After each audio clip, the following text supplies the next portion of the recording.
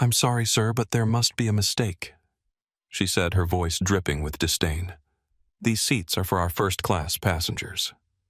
For 60 years, Walter Blackwood had faced men and women who told him he couldn't. He couldn't get a loan, couldn't start a business, couldn't possibly compete with the established players in aviation. Now, at 80 years old, sitting in seat 1A of a multi-billion-dollar airline he had built from nothing, a flight attendant was telling him he didn't belong. The woman Amanda Whitley looked at his worn tweed jacket and his wife Josephine's simple dress and saw only peasants in the palace. The mistake wasn't on the boarding pass. The mistake was hers, and it was about to cost her everything. Walter Blackwood had never been a man of flash or pretense. Born in 1943 in rural Georgia, he'd grown up watching planes streak across the sky and dreamed of flight. After serving as one of the few black pilots in Vietnam, he returned home to find commercial airlines unwilling to hire him despite his exemplary record. "We just don't have positions for colored pilots," one hiring manager had told him bluntly in 1969. "Our passengers wouldn't feel comfortable."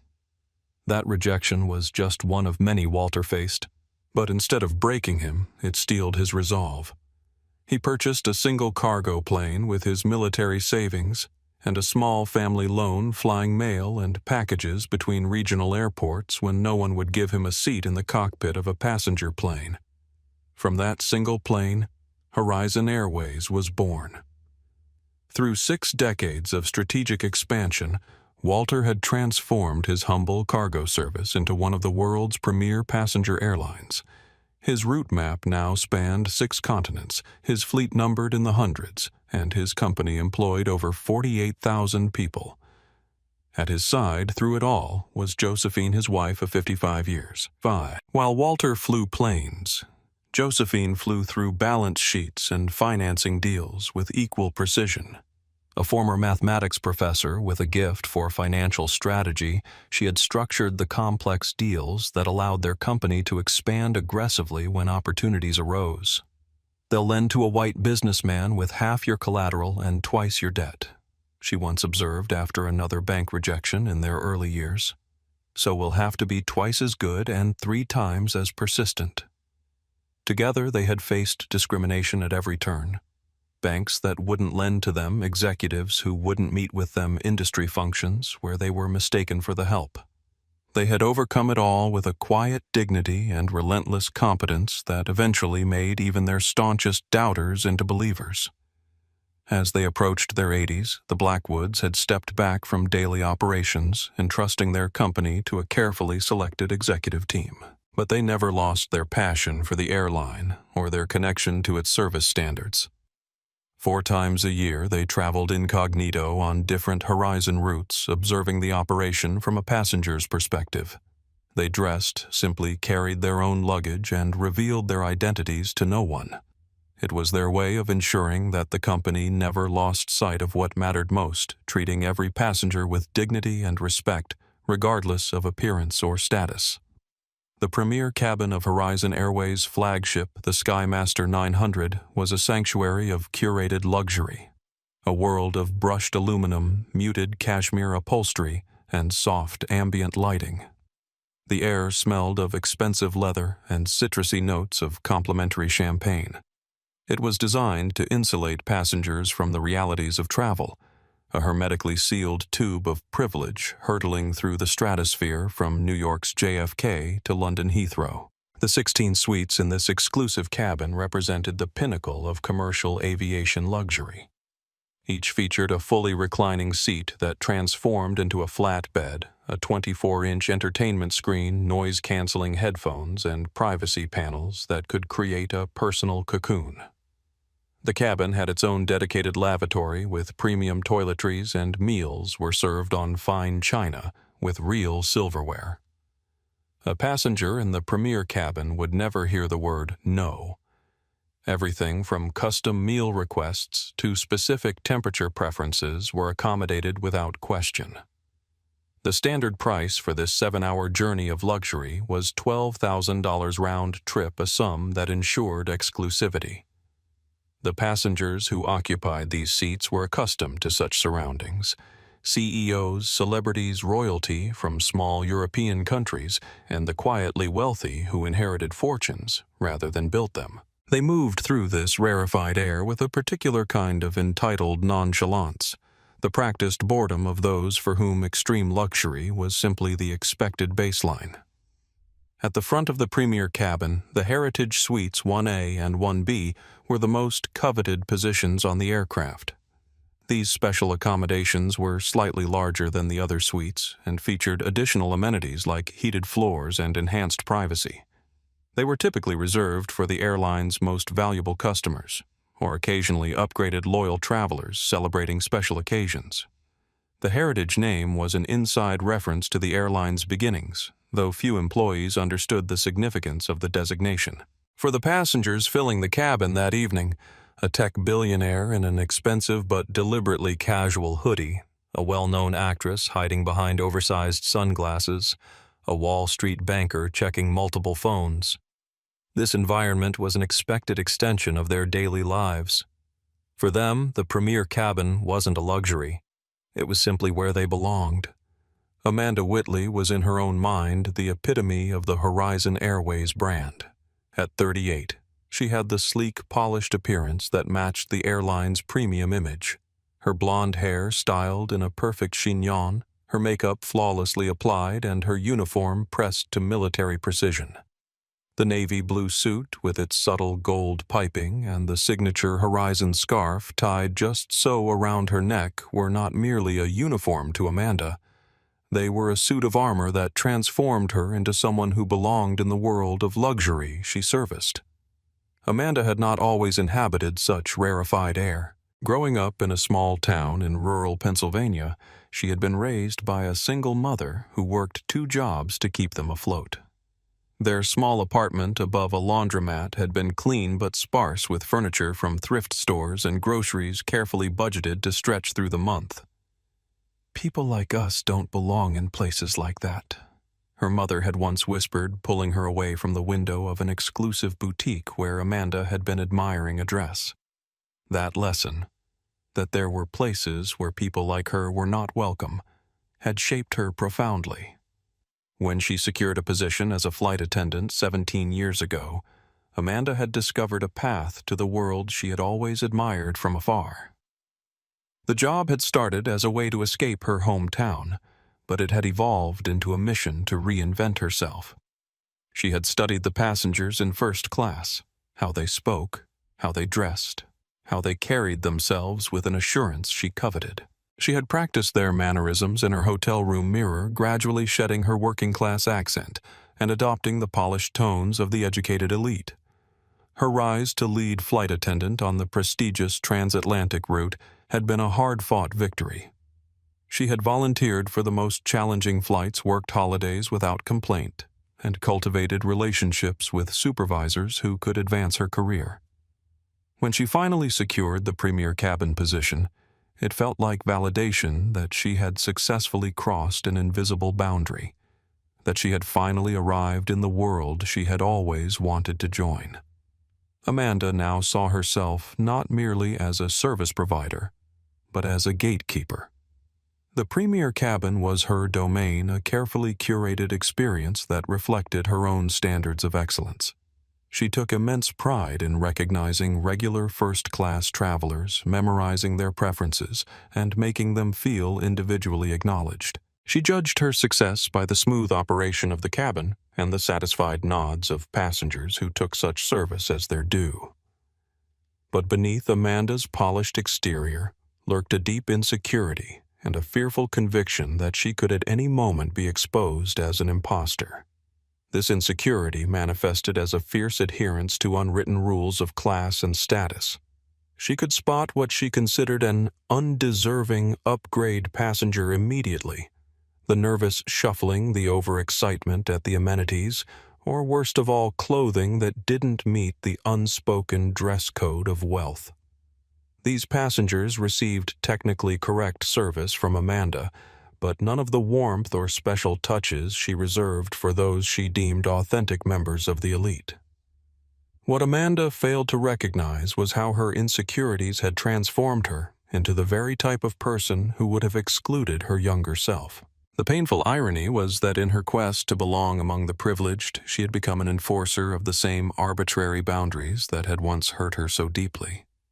Into this sanctuary of luxury walked Walter and Josephine Blackwood. To Amanda Whitley, they were an anomaly, a glitch in the carefully composed tableau of wealth. Walter moved with the slow, deliberate pace of a man who had walked many miles in his life. He wore a simple, well-made but undeniably old tweed jacket, comfortable corduroy trousers, and scuffed but polished leather brogues. His face was a roadmap of struggle and triumph, his deep brown skin marked with the lines of age, his eyes holding a calm intelligence beneath wire-rimmed glasses. Josephine was his perfect complement. Her silver-gray hair was pulled back in a simple bun, and she wore no makeup beyond a touch of lipstick. Her only jewelry was a plain gold wedding band and an old-fashioned watch, a Patek Philippe that had been her grandfather's worth more than most of the ostentatious pieces worn by other passengers, but recognizable only to the truly knowledgeable. Her dress was dark navy merino wool chosen for warmth and practicality rather than style. They carried their own bags, a worn leather satchel for Walter that contained reading materials and his medications, and a simple tote for Josephine with her knitting and crossword puzzles. Nothing about their appearance suggested they could afford the $24,000 they had spent on their round-trip tickets. Nothing, that is, except the quiet confidence with which they moved, unintimidated by the luxury, because they had designed much of it themselves. As they stepped onto the plane, they were greeted by Sophia Hernandez, a junior flight attendant in her mid-20s, with a warm smile and genuine enthusiasm for her role. "Welcome aboard Horizon Airways," she said, checking their boarding passes. Her eyes widened slightly at the seat assignments. The Heritage Suites were rarely occupied by passengers who looked like the Blackwoods, but she maintained her professional demeanor. As they moved toward the premier cabin, they passed Amanda Whitley, who was arranging welcome champagne flutes on a silver tray. Her eyes flicked over the elderly couple, registering their simple attire and worn luggage, and immediately her internal alarms began to sound. They did not fit the expected profile of Heritage Suite passengers. Amanda set down her tray and moved to intercept them at the entrance to the cabin. She positioned herself like a sentry, her posture a physical manifestation of the boundary she was determined to enforce. "Good evening," she said, her voice carrying practiced warmth that never quite reached her eyes. "Can I help you find your seats?" Walter nodded politely. "We're in 1A and 1B, thank you, and 1B. Amanda's smile tightened, the confirmation of her suspicions visible in the slight narrowing of her eyes. "The Heritage Suites. I think there may have been a mistake at check-in. Those are our premier first-class accommodations." She emphasized first class with a subtle inflection that suggested she was explaining something to someone who might not grasp the concept. Josephine looked up at Amanda, her expression calm but penetrating. "Yes, we're aware. That's what our tickets indicate." The standoff had begun, and with it, the first thread of a tapestry of consequences was about to unravel across the Atlantic and beyond. Amanda's smile remained fixed, but her eyes performed a rapid assessment of the couple standing before her. Everything about them triggered her internal classification system, categorizing them as misplaced. Passengers who clearly belonged in the main cabin, but had somehow ended up with premium tickets they didn't deserve. "Perhaps I could see your boarding passes," she said, extending a manicured hand. The request was framed as assistance, but delivered with the authority of someone who expected to find a problem. Walter handed over their boarding passes with a calm that came from decades of being underestimated. He had faced far more imposing obstacles than an airline employee with an attitude problem. "I believe you'll find everything in order," he said, his voice betraying neither annoyance nor defensiveness. Amanda examined the passes with theatrical thoroughness, turning them over as if the solution to this incongruity might be printed on the reverse. The names matched, Blackwood W and Blackwood J, as did the seat assignments 1A and 1B. She frowned slightly, not yet willing to concede. "These do show the heritage suites," she admitted reluctantly. "But there seems to be some confusion. Those are our most exclusive accommodations." The emphasis on exclusive carried a clear subtext. They were not for people like them. "There's no confusion," Josephine replied, her voice carrying the quiet authority of a woman who had navigated male-dominated boardrooms for decades. "We're quite aware of what the heritage suites are." By now, several passengers had taken notice of the exchange. A young tech executive in an expensive hoodie glanced up from his laptop with mild curiosity. An older white woman in statement jewelry watched with undisguised interest, perhaps anticipating the entertainment of seeing the interlopers properly redirected. "I understand," Amanda continued, lowering her voice as if to spare the couple embarrassment. "But there may have been a computer error during check-in. These things happen all the time. The system occasionally assigns premium seats incorrectly." She was repositioning her objection, moving from outright denial to a technical explanation that allowed her to maintain her authority while appearing helpful. Walter's patience was considerable but not infinite. "Young lady," he said, his tone firm but not unkind. "We've been flying for over 60 years. We're quite familiar with airline procedures. If you scan our boarding passes, the computer will confirm our seating assignment." Amanda's smile tightened further. Being addressed as young lady by this elderly man struck her as patronizing, though she failed to recognize the irony of her own condescension. The couple's continued insistence was beginning to feel like a challenge to her authority in her domain, and Amanda Whitley did not appreciate challenges. "I'm trying to prevent an awkward situation," she said, her voice taking on a sharper edge. "These suites are typically reserved for our regular premium travelers. Perhaps you were upgraded due to the flight being oversold in your original class. This suggestion, that they couldn't possibly have booked these seats intentionally, was the first direct insult thinly veiled as concern. Josephine's eyes, sharp despite her years, narrowed slightly. "We booked these seats specifically," she said. "We did not receive an upgrade." A few rows back, a businessman in an Italian suit smirked at the exchange, clearly amused by what he perceived as the couple's persistence in the face of their obvious displacement. His expression silently communicated solidarity with Amanda, a shared understanding that some spaces were reserved for certain types of people and gatekeepers like her were necessary to maintain those boundaries. "I see," Amanda said, though her tone suggested she didn't see at all. She glanced around the cabin, noting the filling seats and the line of premium passengers still waiting to board. The timing was inconvenient for a prolonged dispute. "Why don't we step into the galley to sort this out?" It was not a question, but a directive delivered with the expectation of compliance. Walter shook his head slightly. "There's nothing to sort out. Our seats are 1A and 1B, and that's where we intend to sit." His tone was not confrontational, but carried the unmistakable weight of a man accustomed to being heard. Amanda's professional veneer cracked slightly, her frustration showing in the tightening of her jaw. "Sir, I have other passengers boarding. I'm trying to help you avoid embarrassment." The threat was implied but clear. Comply now or face public humiliation. "The only one risking embarrassment in this situation isn't us," Josephine said quietly, her gaze level and unwavering. It was at this moment that Sophia, who had been watching the interaction with growing discomfort, stepped forward. "Amanda," she said hesitantly. "I checked their boarding passes at the door. They do show the heritage suites." Amanda turned to her junior colleague, her expression sharpening. "I'm handling this, Sophia." The dismissal was immediate and absolute. Sophia hesitated, then stepped back, her brief moment of courage extinguished by Amanda's authority. But her intervention had not gone unnoticed by the Blackwoods, who exchanged a brief glance, a silent communication honed by decades of partnership.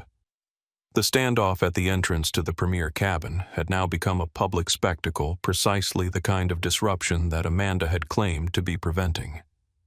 Yet it was her own refusal to accept the evidence before her that had created the scene. Her certainty that these people did not belong had overridden both the printed evidence and her colleague's confirmation. "That won't be necessary," a male voice interrupted, its crisp, authoritative tone cutting through the tension. Miguel Rodriguez, the purser for the flight, had arrived at Amanda's side, his perfectly pressed uniform and confident stance marking him as someone of authority. At 45, Miguel had the polished presence of a man who had mastered the art of assertive hospitality, able to make difficult passengers feel simultaneously cared for and firmly managed. "I can assist with this," he told Amanda, taking the boarding passes from her hand. He scanned them quickly, his expression professionally neutral, but with a subtle undercurrent of skepticism that mirrored Amanda's. Miguel and Amanda had worked together on the transatlantic route for nearly 5 years and had developed the synchronized understanding of long-term colleagues. They shared a certain vision of how the premier cabin should operate and who belonged within it.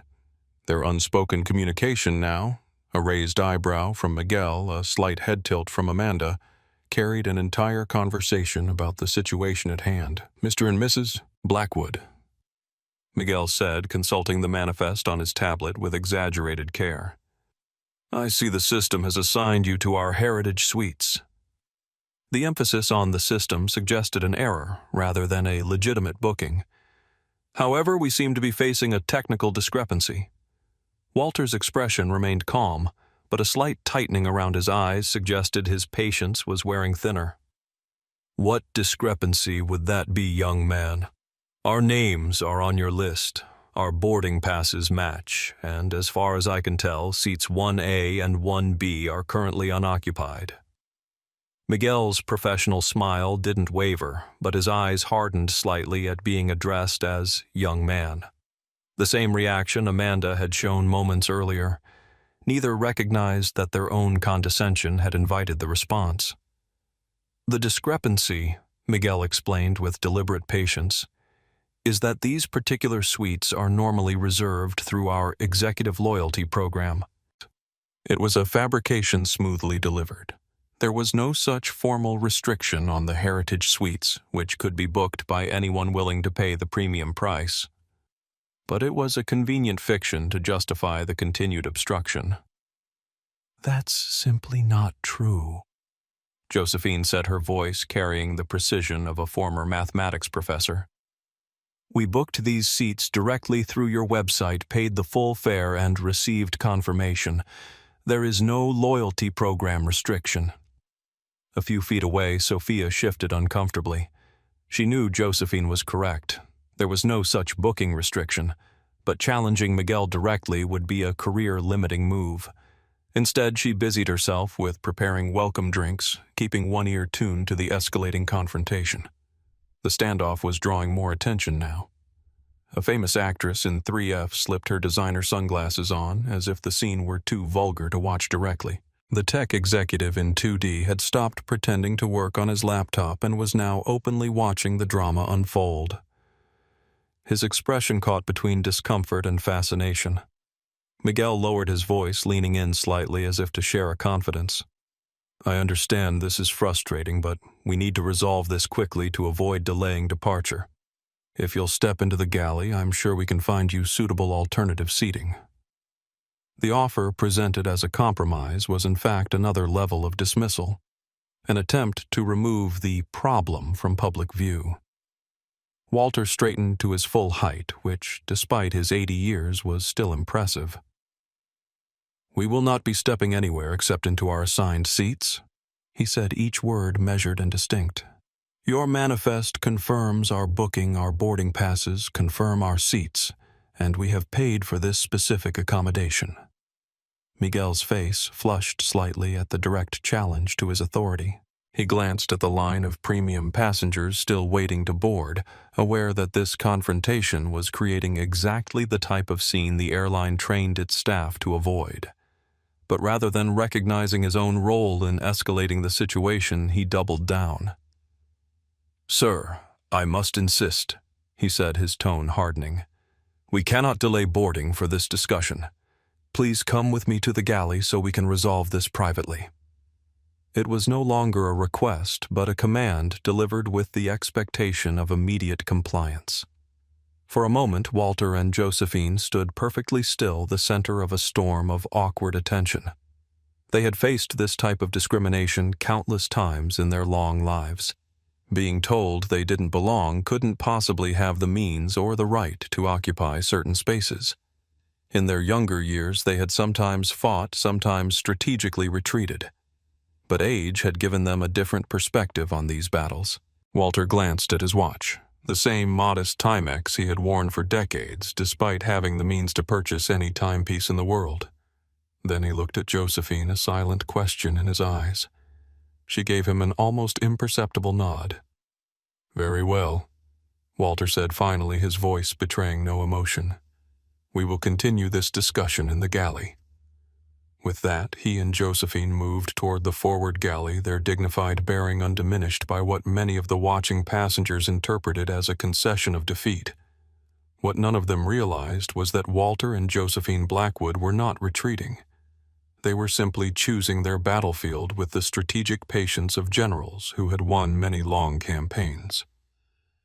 Sofia Hernandez stood in the premier cabin, arranging crystal glasses on a silver tray with trembling hands. Born to Dominican immigrants in the Bronx, she had worked her way through community college while helping in her parents' bodega, eventually earning a hospitality degree that had led to her dream job with the airline. For Sofia, becoming a flight attendant wasn't just employment. It was achievement, a step toward the better life her parents had sacrificed to give her. She approached each flight with genuine enthusiasm and a natural warmth that passengers responded to instinctively. As she watched the Blackwoods being escorted to the galley, a knot of discomfort tightened in her stomach. She had seen their boarding passes. They were legitimate, properly issued for the heritage suites. There was no technical error, no system glitch, no justification for the treatment they were receiving beyond the unspoken but unmistakable judgment that they didn't look the part. Sofia had experienced similar judgments herself. On her first week in premium service training, a senior instructor had pulled her aside and said, "Remember, people like you have to work twice as hard to prove they belong here." The words had burned all the more for their casual cruelty. She recognized that same dismissal in the way Amanda and Miguel were treating the elderly couple. But challenging Amanda Whitley directly was professionally dangerous. The lead flight attendant was known for her long memory when it came to perceived disloyalty. Those who questioned her decisions often found themselves assigned to less desirable routes or scheduled for inconvenient shifts. Sofia had student loans to repay and money to send home.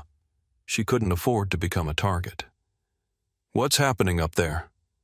asked a passenger in 4C, a man in his 30s wearing an expensive watch and a cashmere sweater. Sofia composed her features into a professional mask. "Just a seating issue, sir. It's being resolved. May I offer you champagne before takeoff?" The man accepted the drink with a distracted nod, his attention still drawn to the drama unfolding at the front of the cabin. Sofia moved on to the next passenger, her mind racing. She should say something more, do something.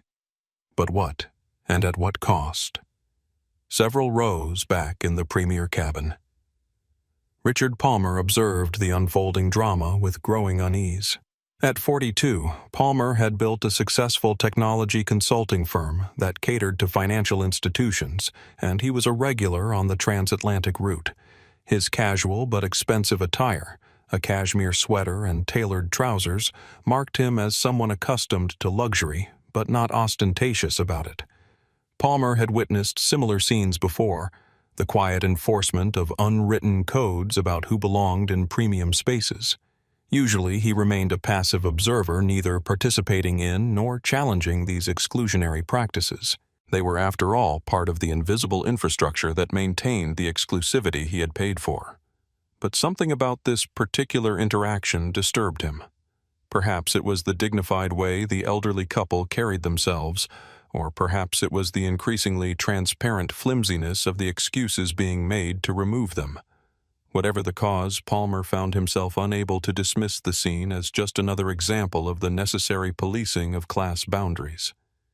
He had been raised in a wealthy Boston family that emphasized the responsibility that came with privilege.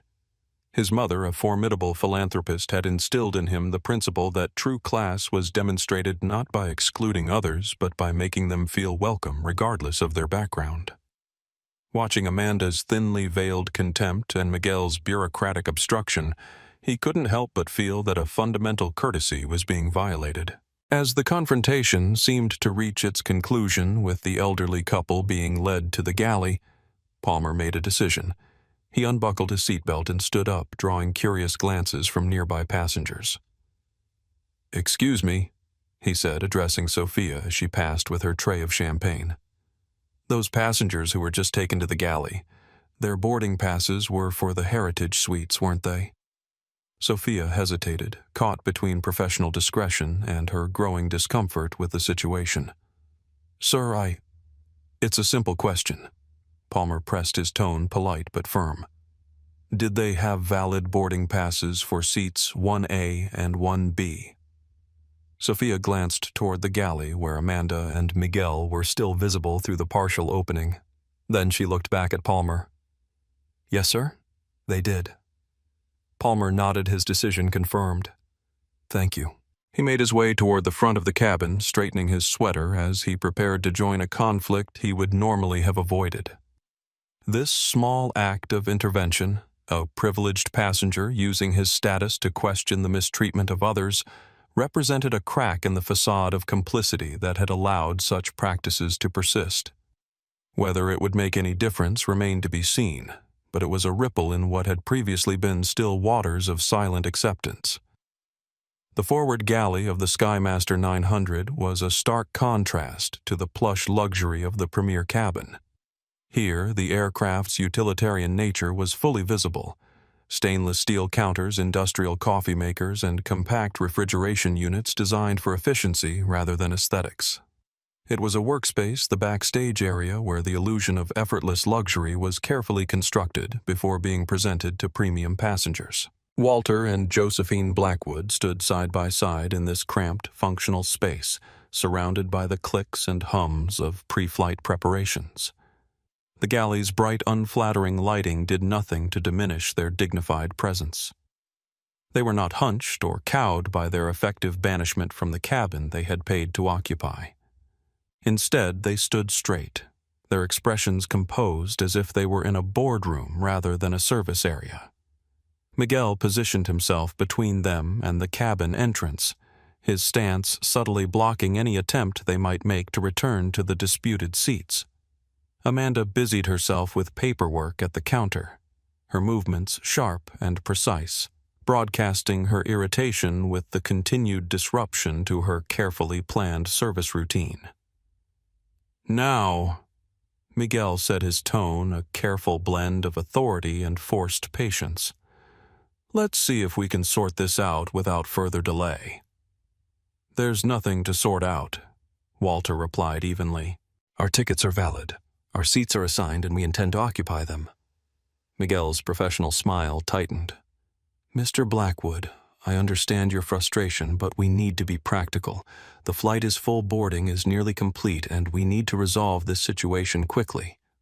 "Then the quickest resolution," Josephine observed, "would be to allow us to take our assigned seats." Amanda turned from the counter, her clipboard clutched to her chest like a shield. "The Heritage Suites are our most premium accommodation," she explained with exaggerated patience. "They're typically occupied by our highest-tier loyalty members or passengers who specifically fit the profile of our premium service." The implication hung in the air, unspoken but unmistakable. "You don't fit that profile."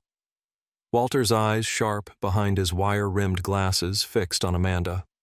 "And what exactly is that profile, Ms. Whitley?" He had noted her name tag when they first encountered her at the cabin entrance. The direct question caught Amanda off guard. The unwritten rules she was enforcing were not meant to be explicitly stated. That would be vulgar, potentially actionable. I simply meant passengers who frequently use our premium services and are familiar with the amenities. She recovered quickly. We are quite familiar with your amenities, Josephine said, her voice cool and precise. We've flown in premium cabins many times on many airlines. Miguel intervened, sensing Amanda might be drawn into dangerous territory. What my colleague means is that we want to ensure all passengers receive the experience they've paid for. Sometimes our booking system creates anomalies that need to be addressed before departure. At that moment, the galley curtain parted, and Richard Palmer stepped in his presence, immediately disrupting the power dynamic in the cramped space. Miguel turned surprise and irritation flashing across his face. "Excuse me, sir, but this area is restricted to crew members during boarding," he said, his tone firm. "If you could please return to your seat." "I couldn't help noticing what's happening here." Palmer interrupted, his Boston accent becoming more pronounced, as it often did when he was uncomfortable or confrontational. "These folks have boarding passes for 1A and 1B, correct?" Miguel's expression hardened. "Sir, this doesn't concern you. We're handling a routine seating issue." "It doesn't look routine to me," Palmer persisted. "It looks like you're denying seats to passengers who have valid boarding passes, and I'd like to understand why." The unexpected challenge from a passenger who clearly belonged in the premium cabin, whose right to be there neither Amanda nor Miguel would question, created a moment of confusion in the carefully constructed narrative they had been building. Before either crew member could respond, Walter spoke up, his deep voice carrying a note of curiosity rather than anger. "Young man, I appreciate your concern, but may I ask why you've involved yourself in this matter?" Palmer turned to Walter, noting the intelligence in the older man's eyes and the quiet dignity in his bearing. "Because what's happening here isn't right," he said simply.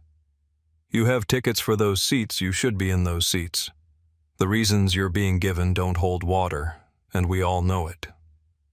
The "we all know it" hung in the air, a direct challenge to the pretense that this was merely a technical issue rather than a judgment based on appearance. Miguel's professional demeanor was now visibly strained. "Sir, I must insist that you return to your seat. This discussion—" He was interrupted by the appearance of Sophia at the galley entrance. "Excuse me, Miguel," she said, her voice barely above a whisper. "But the final premium passengers are boarding and they're asking about welcome drinks."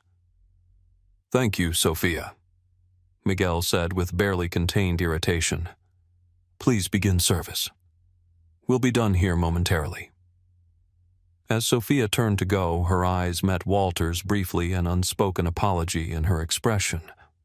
Walter gave her a small, almost imperceptible nod, an acknowledgement of her difficult position that she would remember clearly in the hours to come.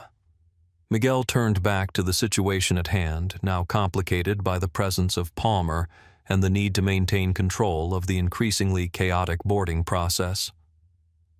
"Here's what I propose," he said, adopting a tone of reasonable compromise. "We have 2 available seats in our business premier section. Still a very comfortable experience with priority meal service and fully reclining seats. We can relocate you there, and I'll personally ensure you receive excellent service." "That is not acceptable," Walter said flatly. "We booked specific seats, we paid for specific seats, and we expect to receive what we paid for." Palmer nodded in agreement. "That sounds more than reasonable to me." Amanda's professional facade cracked slightly. "Sir, we're trying to be accommodating, but you're making this very difficult. The aircraft door will be closing soon, and we need to have all passengers properly seated." "We would be properly seated," Josephine pointed out with impeccable logic, "if you would allow us to occupy our assigned seats." Miguel exchanged a glance with Amanda, a silent communication passing between them. The gentle approach wasn't working. It was time for more direct measures. "Mr. and Mrs. Blackwood," Miguel said, his voice hardening, "I need to be clear. We cannot delay this flight for a seating dispute. Either accept the business premier accommodation I've offered, or I'll need to involve the captain, which may result in your removal from the flight entirely."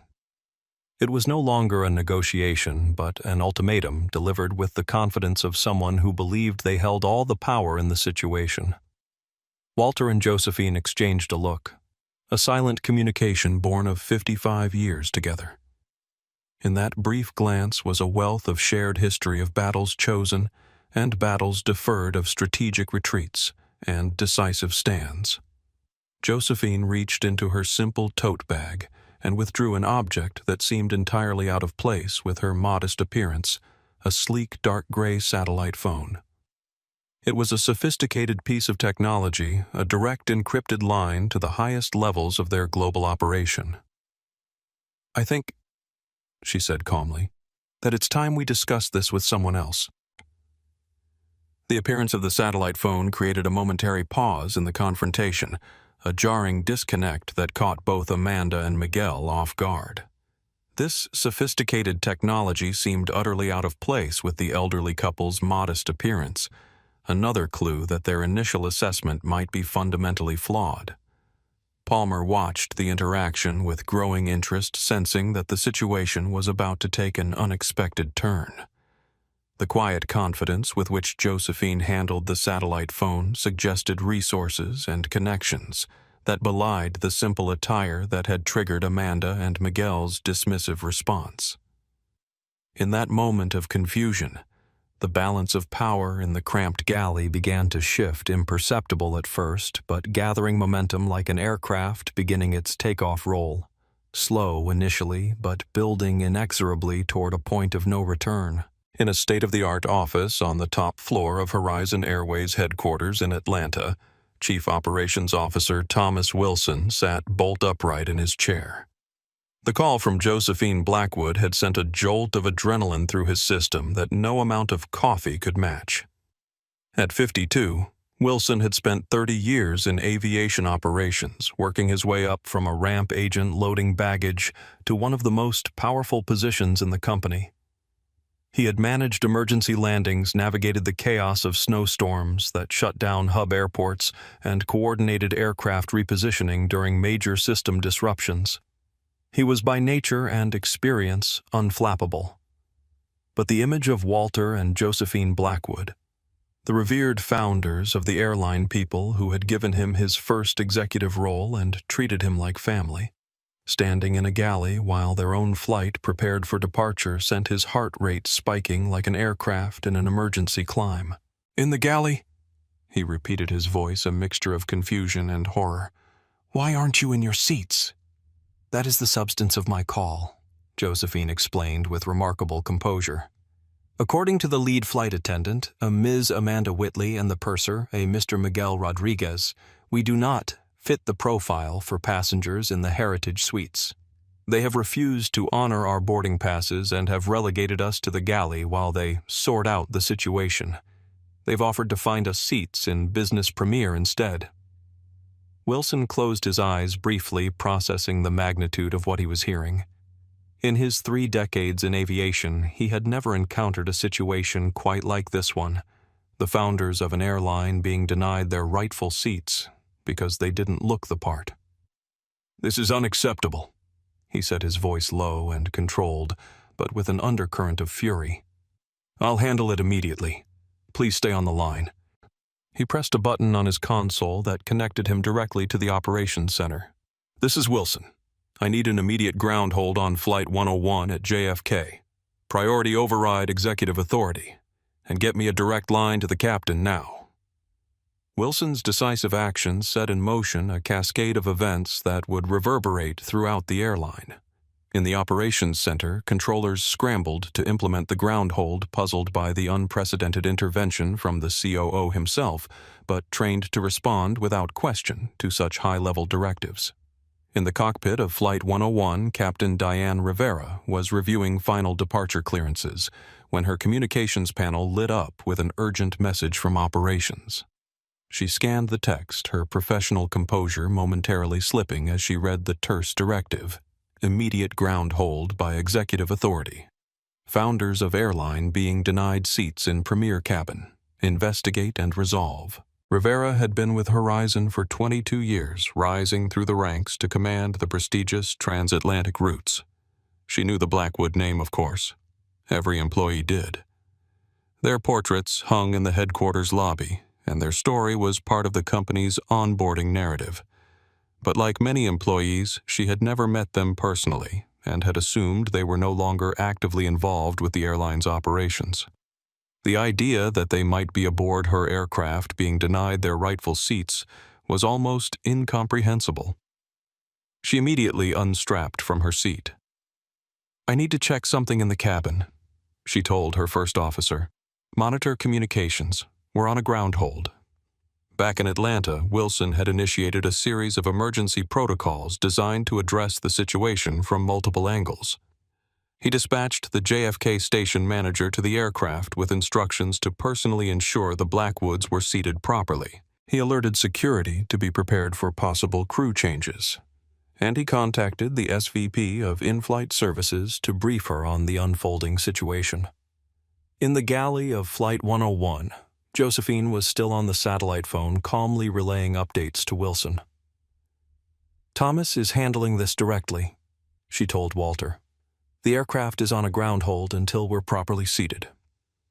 Walter nodded, unsurprised by the swift response. Thomas Wilson had been one of their most promising executives, decisive, fair-minded, and uncompromising when it came to the airline's core values. Those were precisely the qualities that had led them to promote him to the C-suite before stepping back from daily operations. Miguel and Amanda, however, were entirely unaware of the forces being mobilized against them. They were still operating under the assumption that they were managing a routine case of passengers attempting to access accommodations beyond their station, a situation they had handled many times before without consequence. "I need to continue with the boarding process," Amanda said, her tone making it clear that her patience was exhausted. "If you're not willing to accept the business premier seating, I'll have to escalate this to the captain." "That won't be necessary," said a new voice from the galley entrance. "I'm already here." Captain Rivera stood framed in the doorway, her uniform impeccable, her expression a mixture of professional control and barely contained fury. Her gaze swept the scene, taking in the Blackwoods standing calmly with the satellite phone, Miguel and Amanda looking surprised and defensive, and Richard Palmer watching the unfolding drama with evident interest. "Captain," Miguel began, automatically straightening his posture, "we've been trying to resolve a seating issue with these passengers. They've been assigned seats in the Heritage Suites, but what?" Rivera interrupted, her voice sharp. "I've just received a direct communication from Atlanta about this situation. Am I to understand that you've denied these passengers access to their assigned seats because you don't believe they belong in the premier cabin?" The directness of the question left no room for evasion. Miguel looked to Amanda, a flicker of uncertainty crossing his face for the first time. Amanda stepped forward, her confidence still intact but with a growing edge of defensiveness. "Captain, these passengers don't match the typical profile for the Heritage Suites. We were concerned there might have been a booking error and were trying to find a suitable alternative." "A booking error," Rivera repeated, her tone making it clear what she thought of this explanation. "And did you verify their boarding passes? Check the manifest." "Yes, but..." "And did their names appear on the manifest for seats 1A and 1B? "Yes, Captain, but given their appearance..." Rivera held up a hand, cutting off the explanation. "Let me be absolutely clear about something. A passenger's appearance is never grounds for questioning their seating assignment when they have valid documentation." She turned to the Blackwoods, her demeanor shifting to one of profound respect. "Mr. and Mrs. Blackwood, on behalf of Horizon Airways, I want to personally apologize for this inexcusable situation. Please allow me to escort you to your seats immediately." The use of the Blackwood name sent a visible shock through Amanda and Miguel. For the first time, the possibility that these simply dressed elderly passengers might not be confused upgrade recipients, but people of significance within the airline itself, began to penetrate their assumptions. "Blackwood," Miguel repeated, his voice suddenly uncertain. As in the founders and majority shareholders of this airline." Rivera confirmed her tone, leaving no doubt about the magnitude of their error. The very people whose names are on your paychecks.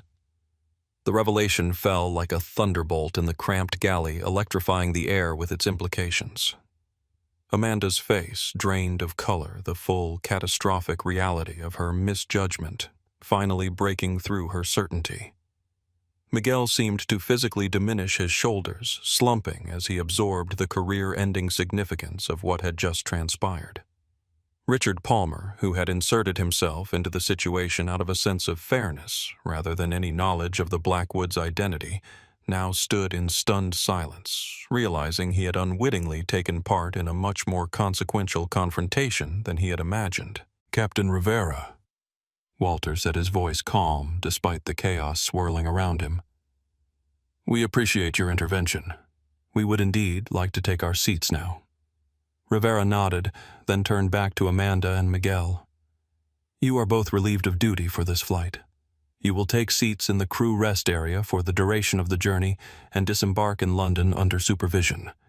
Further action will be determined upon our arrival."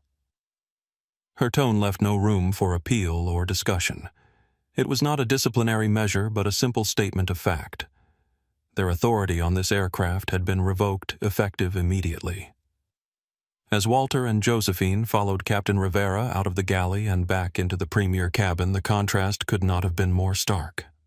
Minutes earlier, they had been escorted away as interlopers, their presence deemed inappropriate for the rarefied air of first class. Now they returned with the captain of the aircraft personally leading them, their right to be there confirmed not by their appearance or attire, but by their identity.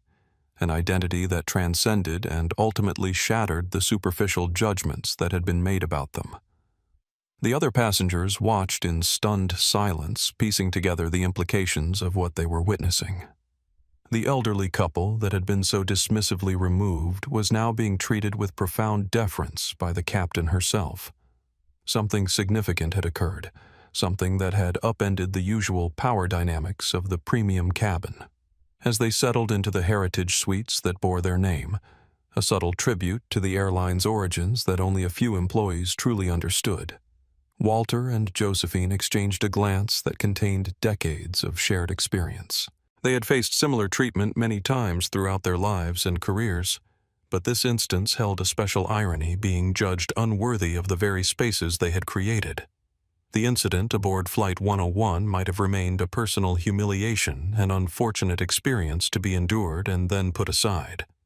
But as the aircraft finally began to push back from the gate nearly 30 minutes behind schedule, the Blackwoods were already considering how this moment might serve a larger purpose, how it might become a catalyst for examining and addressing patterns of behavior that affected not just them, but countless passengers who lacked the power to command ground holds and direct interventions from corporate headquarters. In that consideration lay the seeds of a transformation that would eventually touch every aspect of Horizon Airways, from its training protocols to its corporate culture to its fundamental understanding of what truly premium service entailed. The Horizon Airways Global Operations Center in Atlanta hummed with controlled urgency. The vast room, with its blue-tinted lighting and wall-to-wall displays, was designed to manage the complex choreography of a global airline's movements. Hundreds of aircraft, thousands of crew members, and tens of thousands of passengers moving across continents in a carefully coordinated dance. Now that choreography was being disrupted by a single flight that hadn't even left the ground. The red emergency light continued to pulse at multiple workstations, signaling the executive override that had placed Flight 101 under Thomas Wilson's direct control. The unusual nature of the situation had created a ripple of focused activity across the operations floor. "Ground hold confirmed for 101, called out Jessica Morales, the lead dispatcher for transatlantic routes. Her fingers flew across her keyboard as she coordinated with JFK ground control. "Tower is requesting a reason for the delay. Security protocol verification," Wilson directed from his elevated office. "No further details required." On the massive central display that dominated the front wall, Flight 101's status indicator had changed from green on time to yellow delayed. In the complex ecosystem of a hub airport like JFK, even a single delayed departure could trigger a cascade of scheduling adjustments. Already, operations specialists were calculating the impact on connecting passengers' crew duty times and the aircraft's subsequent flights. Wilson strode onto the operations floor, his presence immediately drawing attention. The COO rarely left his office during a developing situation unless it was of the highest priority. His expression was composed but intense, the look of a man navigating a crisis with both urgency and precision. "I need a direct line to corporate security at Heathrow," he instructed the International Operations Coordinator. "Have them standing by for the arrival of 101. I'll brief them personally in 30 minutes. He turned to another specialist managing crew scheduling. "I need profiles on all flight attendants and flight deck crew for 101, particularly lead flight attendant Amanda Whitley and purser Miguel Rodriguez. Full employment history, performance reviews, passenger complaints, commendations, everything we have. Priority access, my eyes only." Wilson's desk phone rang, the dedicated line used only for the most sensitive communications. He picked it up immediately. "Wilson?" "Sir, this is Ellen Doherty at Gate B-22. I'm with corporate security officers Barnes and Jimenez. We're preparing to board." "Good," Wilson replied. "Here's the situation. Walter and Josephine Blackwood are in the forward galley being prevented from accessing their assigned seats in the Heritage Suites. Lead flight attendant Whitley and purser Rodriguez are the primary individuals involved. Captain Rivera has been informed and should be addressing the situation as we speak. Your job is to ensure the Blackwoods are treated with the utmost respect and to facilitate any actions Captain Rivera deems necessary regarding crew changes." "Understood, sir." Doherty responded, her voice steady despite the high-stakes situation. "And if the crew members in question resist, they won't be given that option. This is not a discussion or a negotiation. It's a direct order from this office. Any resistance will result in immediate suspension and removal from the aircraft." As Wilson hung up, his deputy approached with a concerned expression. "Thomas, we're getting questions from scheduling about the cascading delays. This hold is going to impact at least 6 other departures and potentially some international connections." Wilson nodded, acknowledging the operational complexity but unwavering in his priorities. "Make the adjustments. Delay subsequent flights as needed, protect the connections. This takes precedence over schedule integrity." His deputy hesitated. "May I ask what's happening? The override code you used is reserved for security threats or severe safety issues." Wilson looked around the operations center, aware of the dozens of professionals working to maintain the intricate dance of global aviation. Most of them had never met Walter or Josephine. Blackwood had never experienced directly the vision and values that had built their company. But all of them were affected by the culture those founders had created, or had attempted to create. "What's happening," Wilson said quietly, "is a fundamental failure of our service culture. The founders of our airline are being denied seats they paid for because they don't look the part. That's not just a customer service issue. It's a betrayal of everything this company stands for." The deputy's eyes widened slightly as the implications registered. "The Blackwoods are on that flight being denied seats." "Yes, and while the immediate situation will be resolved, the underlying issue won't be fixed by simply removing 2 employees. This points to something deeper, a drift from our founding principles that we need to address comprehensively." As Wilson returned to coordinating the response, he was already thinking beyond the immediate crisis. The incident aboard Flight 101 would have consequences, not just for Amanda Whitley and Miguel Rodriguez, but for how Horizon Airways understood and executed its commitment to treating all passengers with dignity and respect, regardless of appearance or status.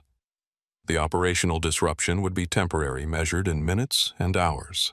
But the cultural transformation that would emerge from this incident would reshape the airline for years to come, touching everything from hiring and training to performance evaluation and promotion criteria. It would become known throughout the company as the moment when Horizon Airways rediscovered its soul, or at least began the journey back to the principles upon which it had been founded. As Flight 101 finally received clearance to push back from the gate, the focus in the operations center shifted to the next phase of the response, preparing for the aircraft's arrival in London and the formal proceedings that would follow. But in Thomas Wilson's mind, a different kind of preparation was already underway, planning not just for the aftermath of this specific incident, but for the more challenging work of examining and addressing the cultural conditions that had allowed it to occur. The walk from the cockpit to the forward galley of the Skymaster 900 was approximately 30 feet. For Captain Diane Rivera, it felt like a mile-long march into a disaster zone of her crew's making. The responsibility for everything that happened on her aircraft, from the engines to the cabin service, was ultimately hers. A catastrophic failure of respect and protocol had occurred on her watch under her command, and she was about to face the consequences directly. As she stepped out of the cockpit, the first person she encountered was Miguel Rodriguez, who was standing guard at the entrance to the premier cabin like a sentry. His eyes widened at the sight of the captain leaving her post during pre-departure procedures, an almost unprecedented occurrence that signaled the gravity of the situation. "Captain," he began, uncertainty evident in his voice. "Is there a problem?" Rivera fixed him with a stare that made the seasoned purser take an involuntary step back. "That's what I'm here to find out, Mr. Rodriguez. I've just received an emergency communication from the COO himself regarding 2 passengers named Blackwood, who should be in the Heritage Suites, but are apparently being held in the galley. Would you care to explain?" Miguel's face, which had been a mask of authoritative confidence moments earlier, drained of color. The name Blackwood, connected with a direct communication from the COO, sent a jolt of recognition through him, but he still didn't make the full connection. "It's a routine seating issue, Captain. An elderly couple who insisted they were in the Heritage Suites. They didn't seem... they weren't dressed. We thought it was a booking error." Rivera's expression hardened further. "A routine seating issue that triggered an emergency ground hold from Atlanta. Show me their boarding passes." Miguel handed over the boarding passes with a slightly trembling hand. Rivera scanned them quickly, noting the names, the seat assignments, and the full-fare first-class designation. There was nothing unusual or ambiguous about the documents. They clearly entitled Walter and Josephine Blackwood to seats 1A and 1B. "And you verified these against the manifest?" she asked, her voice dangerously quiet. "Yes, Captain. The names matched, but we thought—" "You thought what exactly?" Rivera's tone was razor-sharp. "That despite having valid boarding passes for seats that appeared on the manifest under their names, these passengers should be denied their seats because of how they were dressed." Before Miguel could formulate a response, Rivera pushed past him toward the galley. What she found there confirmed her worst fears: Walter and Josephine Blackwood, whose photographs hung in the headquarters lobby alongside a timeline of the airline's history, standing calmly amid the stainless steel counters and service carts, while Amanda Whitley arranged welcome drinks as if nothing unusual were occurring. The disconnect between the mundane pre-flight activities and the extraordinary situation unfolding was jarring. These weren't just any passengers being inconvenienced. They were aviation pioneers who had built Horizon Airways from a single cargo plane into a global carrier with hundreds of aircraft and tens of thousands of employees. And they were being treated like confused interlopers who had wandered into the wrong section of the plane. Rivera took a deep breath, centering herself before addressing the founders of the company that had employed her for over 2 decades. "Mr. and Mrs. Blackwood." She began, her voice thick with a sincerity born of professional shame and genuine respect. "I am Captain Diane Rivera. I want to offer you my deepest, most profound apology for what you have experienced on my aircraft today. There are no excuses for the treatment you have received. It is a failure of training, a failure of leadership, my leadership, and a failure of basic human decency. I am deeply and truly sorry." Walter Blackwood studied her face, his eyes sharp and assessing behind his wire-rimmed glasses. After a moment that seemed to stretch into eternity, he gave a slow, almost imperceptible nod.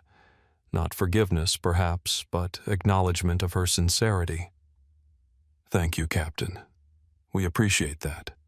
We know this is not a reflection on you personally," Josephine replied, her graciousness in the face of such treatment striking Rivera forcefully.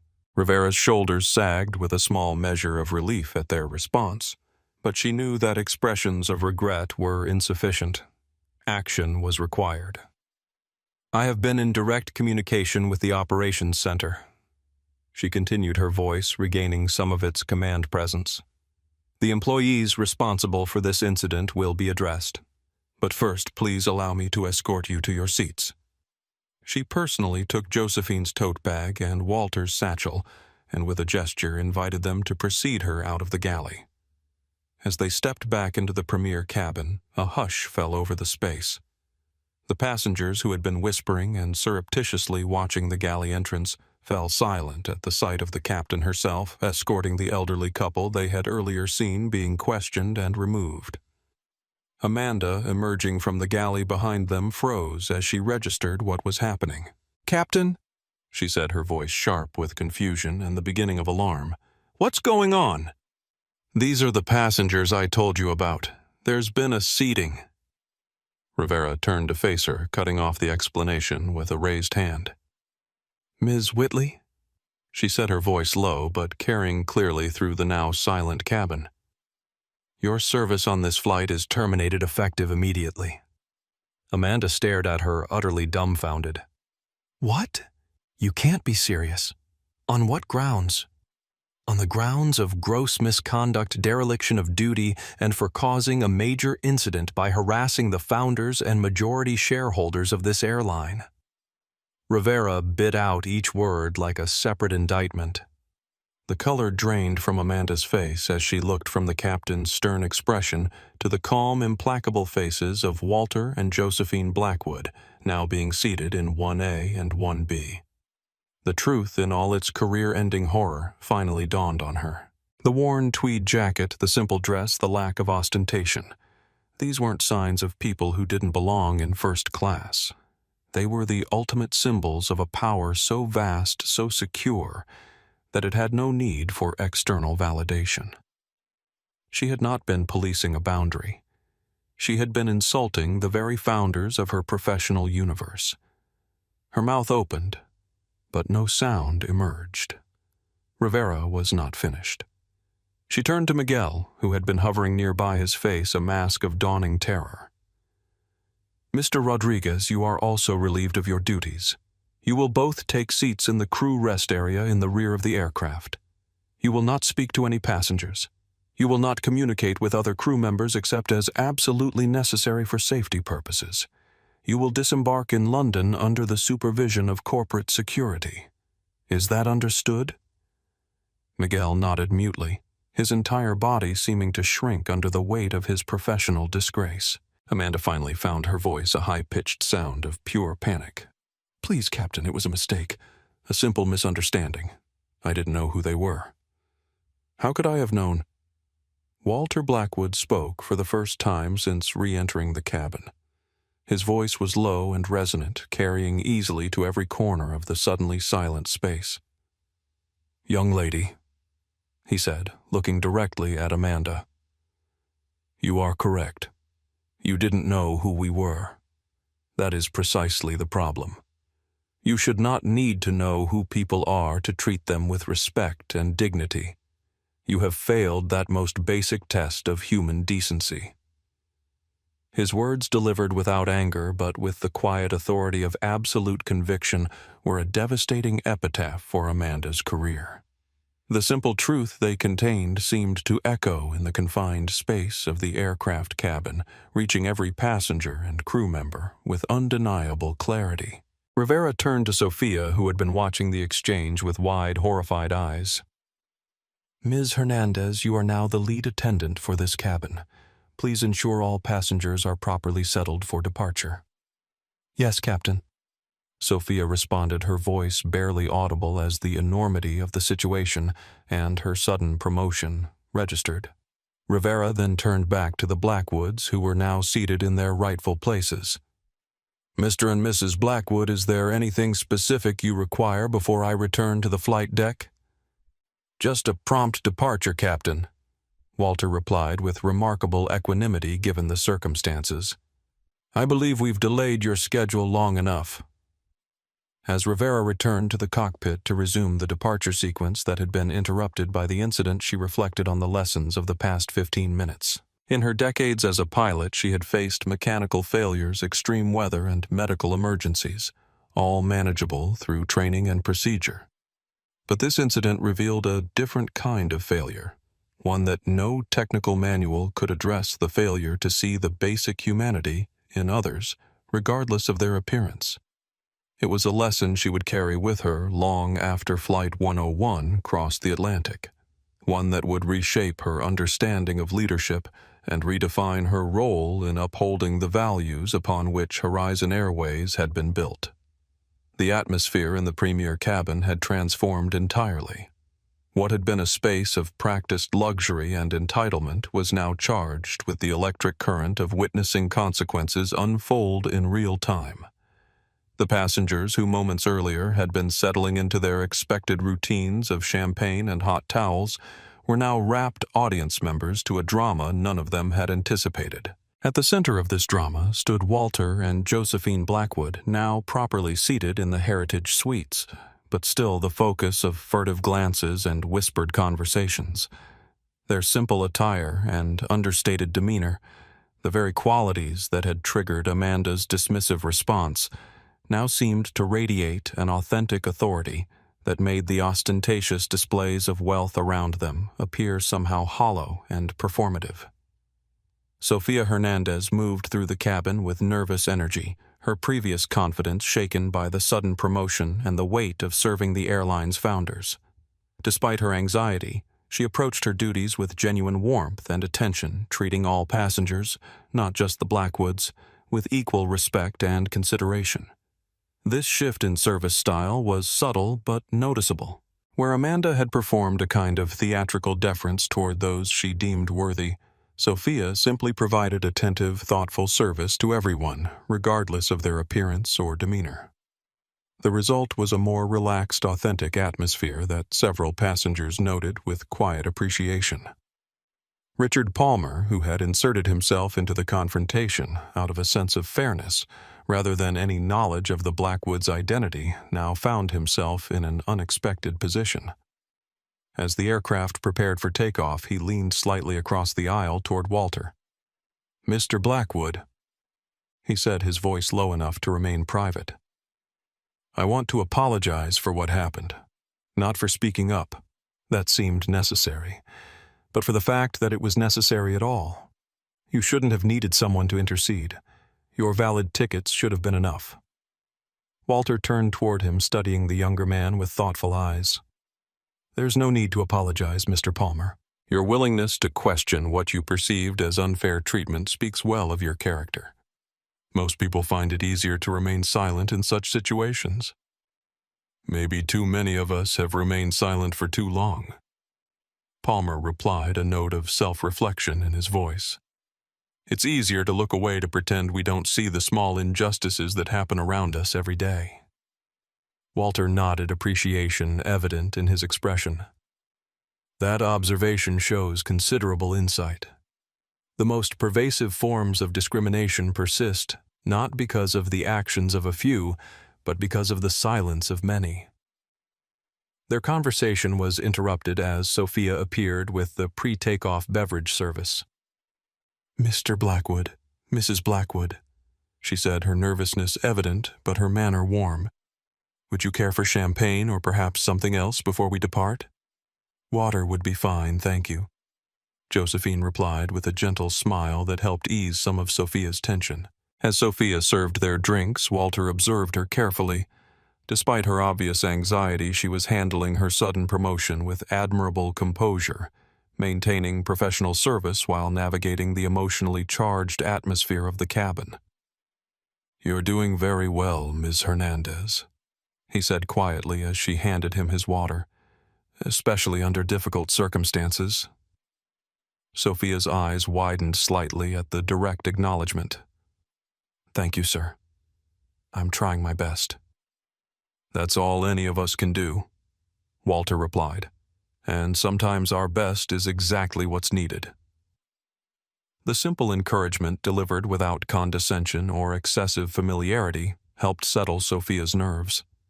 She continued her service with growing confidence, moving through the cabin with a more natural rhythm as she adjusted to her unexpected role. Meanwhile, in the rear of the aircraft, Amanda Whitley and Miguel Rodriguez sat in stunned silence in the crew rest area, their careers imploding in real time. A security officer sat nearby, not engaging with them but monitoring their compliance with Captain Rivera's directive to remain separated from the rest of the crew and passengers. Amanda's thoughts whirled in chaotic patterns of denial, anger, and nascent fear. How could this be happening to her? She had been following the unwritten rules, maintaining the standards that had always been expected. She had done what any lead flight attendant would do when confronted with passengers who didn't match the profile for the heritage suites. How was she supposed to know they were the founders of the airline? Yet even as these defensive thoughts circled, a small voice was beginning to penetrate her denial. A voice asking uncomfortable questions about why appearance had become her primary criterion for judging who belonged in premium spaces, about why she had been so quick to assume that an elderly black couple in simple clothing couldn't possibly have legitimately purchased first-class tickets. Miguel's mental state was different. The initial shock had given way to a clearer recognition of what had occurred. He had participated in discriminatory behavior that contradicted both official policy and basic human decency. The fact that the targets of this discrimination happened to be the founders of the airline was not the core issue. It was the discriminatory behavior itself that was indefensible. This realization brought no comfort, but did provide a kind of clarity that Amanda had not yet reached. Miguel understood that there would be no appealing the consequences of their actions, no convincing explanation that would restore their positions. They had failed a fundamental test of character, and that failure would reshape their professional lives in ways they were only beginning to comprehend. As the Skymaster 900 finally lifted off from JFK nearly 40 minutes behind schedule, the incident that had delayed its departure continued to reverberate throughout the cabin. Passengers who had witnessed the confrontation found themselves reflecting on their own responses, or lack thereof. Some, like Richard Palmer, had chosen to speak up. Others had remained silent observers. A few had tacitly endorsed Amanda and Miguel's actions through their expressions of annoyance or amusement.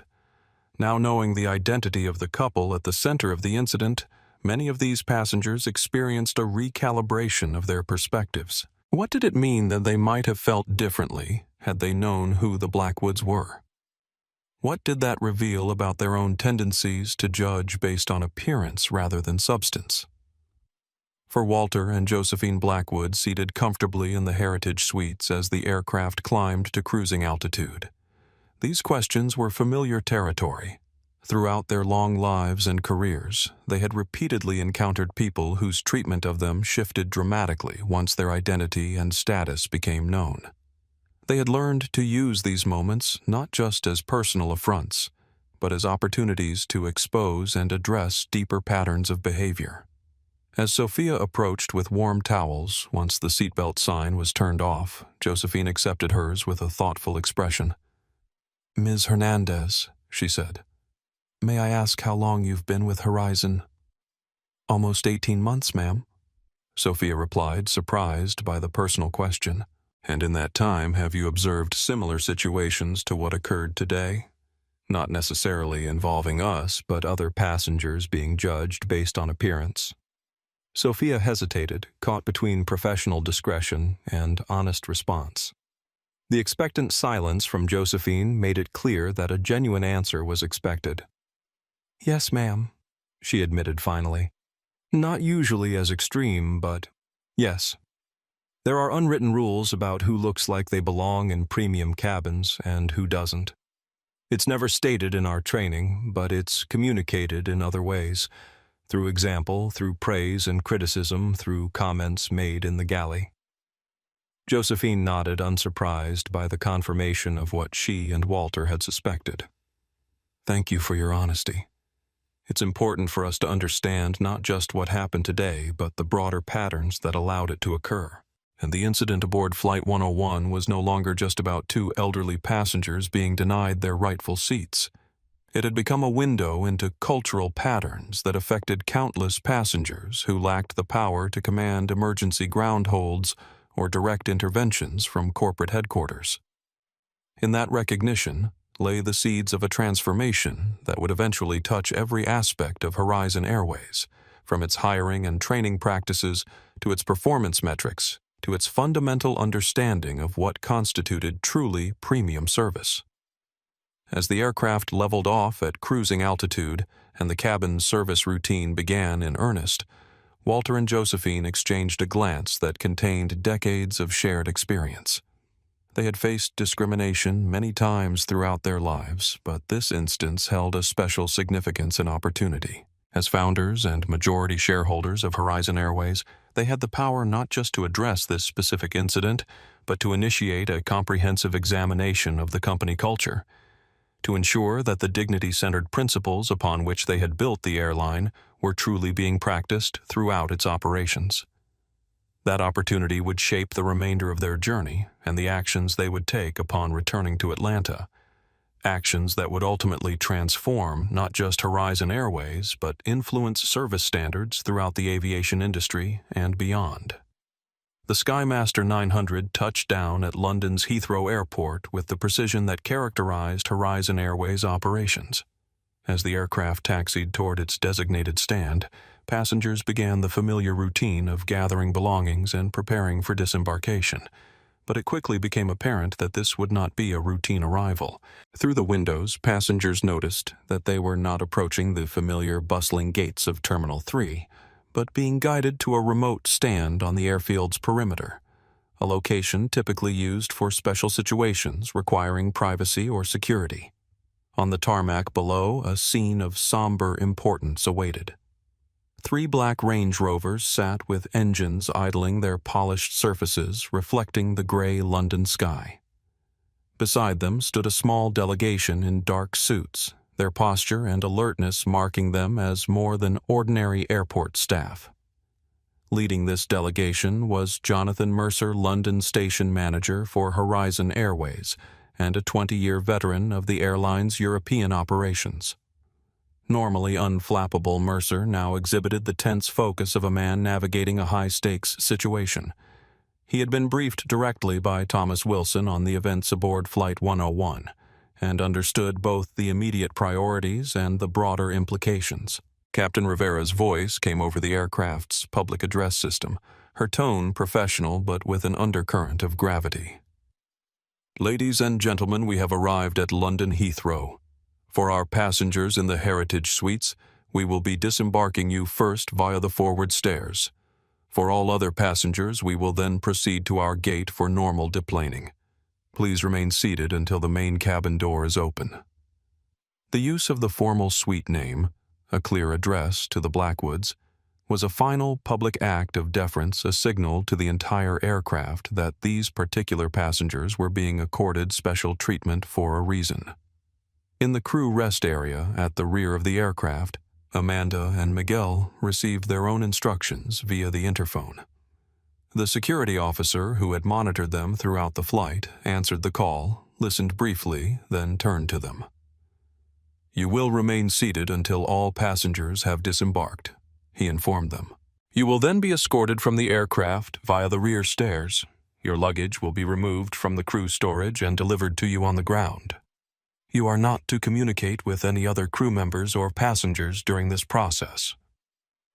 Both nodded mutely, the final humiliation of their separate removal, cementing the reality of their professional disgrace.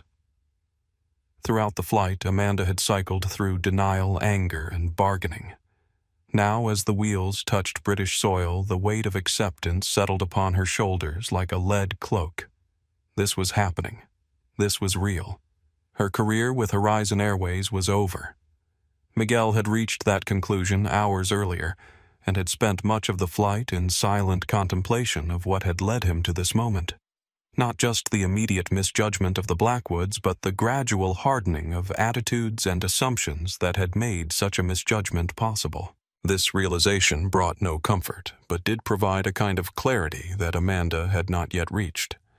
Miguel understood that there would be no appealing the consequences of their actions, no convincing explanation that would restore their positions. They had failed a fundamental test of character, and that failure would reshape their professional lives in ways they were only beginning to comprehend. At the front of the aircraft, Captain Rivera emerged from the cockpit and personally escorted Walter and Josephine to the door. She walked with them down the mobile stairs onto the tarmac, the gray London sky spitting a light drizzle that seemed appropriate to the solemnity of the moment. "Mr. and Mrs. Blackwood," she said, shaking both their hands firmly. "I hope that one day you will consider flying with me again so I can provide you with the exemplary service you have always deserved." "You are a fine captain, Diane," Walter replied, his voice carrying a note of genuine respect. "This airline is better for having you. It is your crew that needs to meet your standard." With that final assessment, they were handed over to the waiting Jonathan Mercer, who greeted them with profound respect. "Mr. and Mrs. Blackwood, on behalf of Horizon Airways London operation, I want to extend our deepest apologies for the treatment you received aboard Flight 101. I've arranged for immediate transportation to your hotel, and Mr. Wilson has requested a secure conference line be established for you as soon as you're settled." Walter nodded, acknowledging the efficient arrangements without unnecessary commentary. As they moved toward the lead Range Rover, he glanced back at the aircraft they had just left, at the Horizon Airways livery that bore their influence, at the brand they had built from nothing over 6 decades of work. His expression was not angry, but thoughtful, the look of a man considering not just what had happened, but what it revealed about the company he had created. Meanwhile, a white van with the Horizon logo had pulled up to the rear service stairs. 2 members of corporate security, both with the alert posture and discreet earpieces that marked their function, ascended into the plane to retrieve Amanda and Miguel. The walk of shame that followed was brief but excruciating. They were escorted down the rear stairs, a path normally used for catering and cleaning crews emerging onto the tarmac far from the passenger exit. Ground staff paused in their work to watch this unusual procession. 2 uniformed crew members being led by security toward a waiting van rather than the crew transport that would take their colleagues to the hotel. Inside the van, Jonathan Mercer awaited them, his earlier anxiety now replaced by the cold professionalism of a manager executing an unpleasant but necessary task. "Before we begin," he said, his voice clipped and formal, "I am legally required to inform you that this conversation is being recorded for the official record of your termination proceedings." He then read from a prepared statement, his words precise and without emotion. "Amanda Whitley, a review of your service record and the evidence from Flight 101 has shown behavior in violation of Articles 14, 21, and 38 of your employment contract, which explicitly forbid discrimination, harassment, and actions that cause significant brand and reputational damage. Miguel Rodriguez, your failure to intervene and your active complicity in these actions constitute a dereliction of your duties as a senior cabin purser. Therefore, on the authority of the chairman of the board and the office of the COO, your employment with Horizon Airways is terminated effective immediately." Amanda's last defenses crumbled. "No, please," she pleaded, her voice cracking. "It was a mistake, a single mistake. In 17 years I have perfect reviews commendations. I built my life around this job." Mercer's expression remained impassive. "Your performance reviews are irrelevant. You could have been the employee of the century. It would not matter. You failed the one test that is not graded on a curve: character." He held out his hand. "Your company identification, airport access cards, company-issued tablets, and uniform allotment cards. Surrender them now." One of the security officers held out a clear plastic bag. Miguel complied without protest, dropping his items in with a shaking hand. Amanda hesitated, clutching her ID badge, the symbol of her professional identity for nearly 2 decades. "Please," she whispered, "don't do this." The security officer took a step forward. "Ma'am, do not make this more difficult than it needs to be." Humiliated, she finally relinquished her ID, the card that had granted her access to a world she had worked so hard to join. It clattered into the bag, the sound of a door closing permanently. They were then subjected to a brief search of their carry-on bags to ensure no company property remained in their possession. The systematic dismantling of their professional identities continued with mechanical efficiency. Forms signed, personal belongings separated from company property, final communications delivered without warmth or mitigation. The van drove them not to the terminal but to a service gate on the airport's far perimeter. The door slid open to reveal a gray, drizzling London afternoon. "You will exit here," the security officer said. "A taxi can be called from the service road." Amanda and Miguel stumbled out onto the wet pavement, their rolling suitcases looking absurdly out of place in the industrial surroundings. They stood there, 2 disgraced former employees on a lonely curb, and watched as the white van drove away without a backward glance, leaving them alone with the wreckage of their professional lives. After several minutes of stunned silence, Miguel spoke first.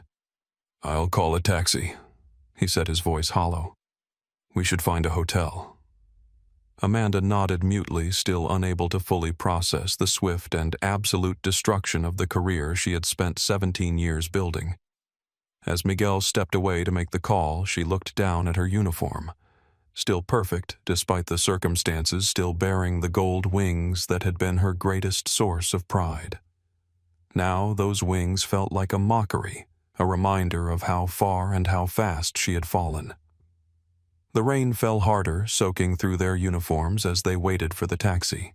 Neither spoke again. There was nothing to say.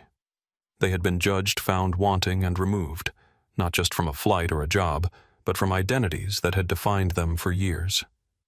The private terminal at Heathrow Airport existed in a parallel universe to the crowded halls of the main concourses.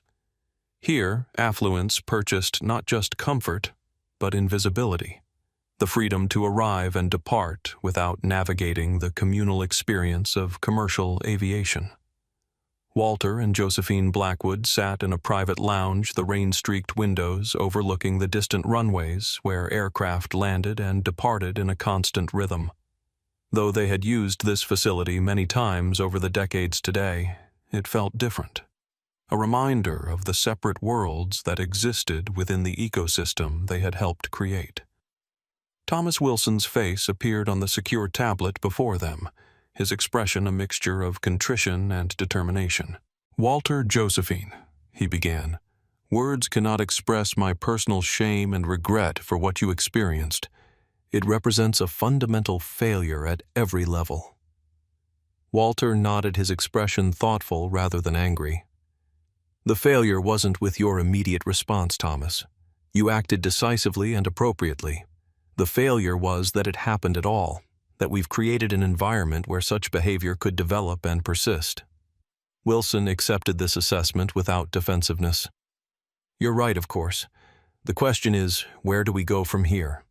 I've initiated immediate termination proceedings for Whitley and Rodriguez, as you know, but I think we both recognize this isn't just about 2 employees. "No," Josephine agreed, her voice calm but firm. "It's about the culture we've allowed to evolve. 2 people don't develop those attitudes in isolation. They're symptoms of a broader condition." The 3 fell silent for a moment, each contemplating the scale of the challenge before them. It wasn't simply a matter of disciplinary action or policy revision. It was about examining the heart of an organization that employed over 48,000 people across 5 continents. "I've called an emergency meeting of the executive leadership team," Wilson continued. 1400 hours Atlanta time. I've made it clear this isn't optional. Everyone from the CEO down will be present.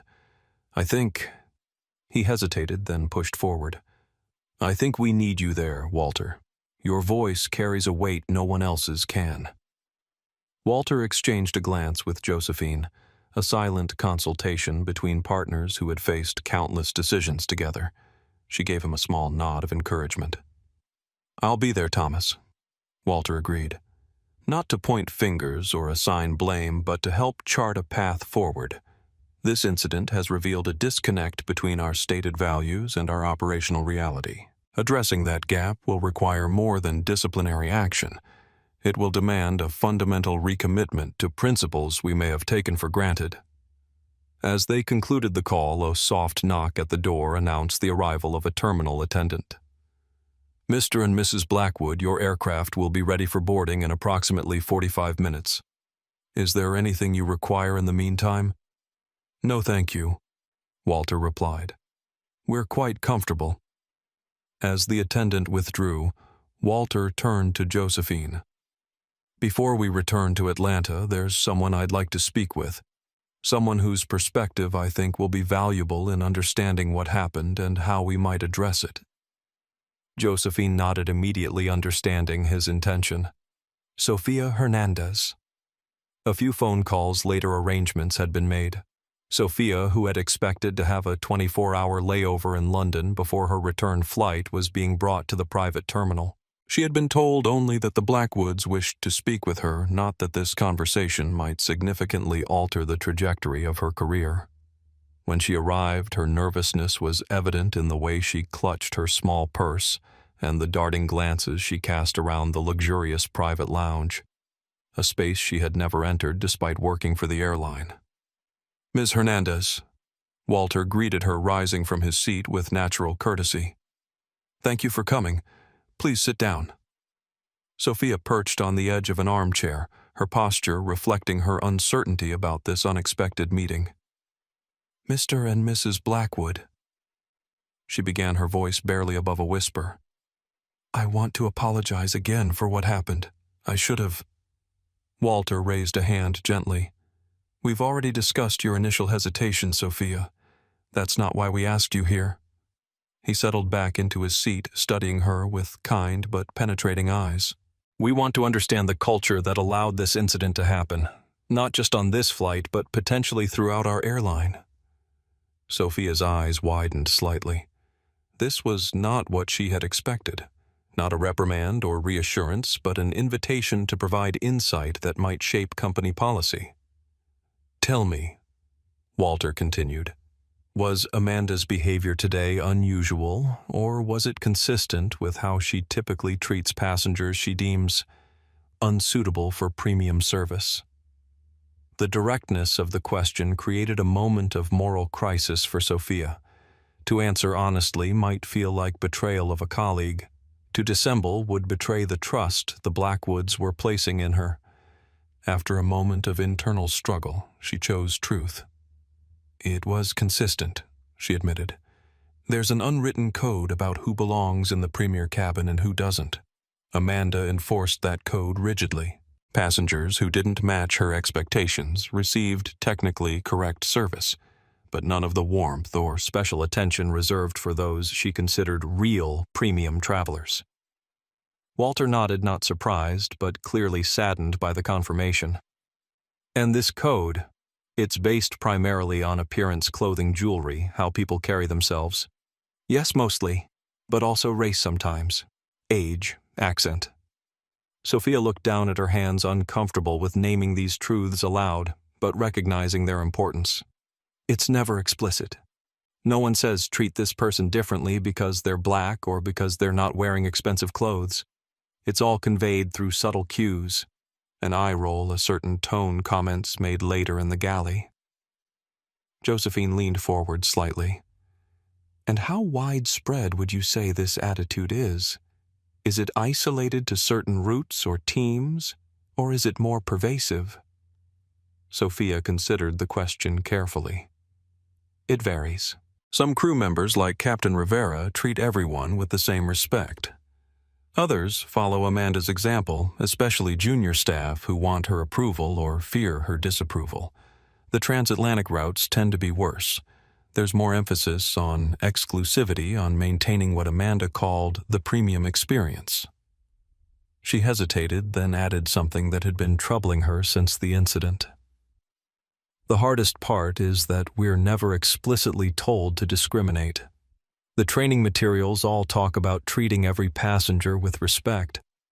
But then in practice, you're rewarded for giving special attention to certain passengers and criticized if you waste time on others. So you learn quickly what's really expected even though it contradicts the official values. This observation, the gap between stated principles and rewarded behaviors, seemed to particularly resonate with Walter. He nodded slowly, his expression thoughtful. "Thank you for your candor, Sophia. It can't have been easy to discuss these matters, especially with the founders of your company." "It isn't," she admitted, "but it feels important. What happened to you was wrong, and it probably happens to other passengers who don't have the power to change things." Walter smiled, appreciating her moral clarity. "That's precisely the point. Josephine and I were treated poorly, but we had recourse. Immediate, decisive action that corrected the situation. Most passengers facing similar discrimination have no such power. They simply endure it, perhaps never flying with us again, perhaps telling others about their experience. The damage extends far beyond one interaction." He rose from his chair and moved to the window, looking out at the Horizon Airways aircraft visible on the distant tarmac. For a moment he seemed lost in thought, perhaps reflecting on the 6 decades of work that had gone into building the global enterprise now bearing his name. "Sophia," he said, turning back to her, "when we founded this airline, we made a simple promise to ourselves that we would create a company where everyone, passengers and employees alike, would be treated with dignity regardless of appearance or background. That promise came from our own experiences of being judged, dismissed, and excluded based on how we looked, rather than who we were." His voice took on a note of personal recollection. "I remember walking into a bank in 1968 wearing my best suit, which wasn't very good, to apply for our first business loan.